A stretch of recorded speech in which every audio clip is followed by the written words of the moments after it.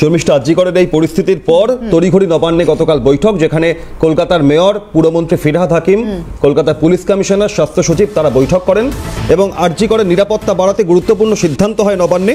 শনিবার এই নিয়ে নবান্ন উচ্চ পর্যায়ের বৈঠক হয় এবং সেই বৈঠকে মেয়র, স্বাস্থ্য সচিব, পুলিশ কমিশনার, শীর্ষ আধিকারিকরা তো ছিলেই। সব থেকে গুরুত্বপূর্ণ, হাসপাতালে যে যে জায়গায় সিসিটিভি নেই সেখানে সিসিটিভি বসানোর একটা চূড়ান্ত সিদ্ধান্ত নেওয়া হয়েছে। অর্থাৎ নিরাপত্তার দিকে আর কোনো ফাঁকফোকর রাখতে চাইছেন না কর্তারা।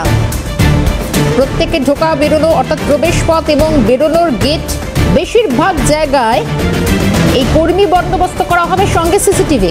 কিন্তু কাদম্বিনী চলে যাওয়ার পর আজ এই ভাবনা, যেখানে জরুরি বিভাগে কোনো সিসি ক্যামেরাই ছিল না, যেখানে আজ কাদম্বিনীর এই পাশবিক নারকীয় এই অত্যাচারের শিকার হওয়ার পর যখন চিকিৎসক মহল গর্জে উঠেছে, তখন এই সিদ্ধান্ত নেওয়া হচ্ছে আরজিকর মেডিকেল কলেজ হাসপাতালে। কিন্তু আমরা এই ছবিও আপনাদের দেখাবো। শুধুমাত্র আরজিকর মেডিকেল কলেজ হাসপাতাল নয়, শহরের বিভিন্ন মেডিকেল কলেজ হাসপাতালে একই পরিস্থিতি। সেখানে নিরাপত্তার বিন্দুমাত্র নেই।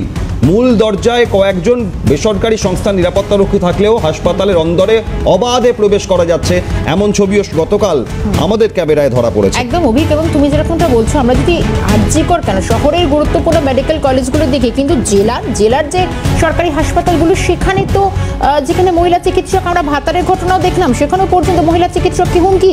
অর্থাৎ এই প্রশ্নগুলো কিন্তু উঠছেই প্রতিদিন।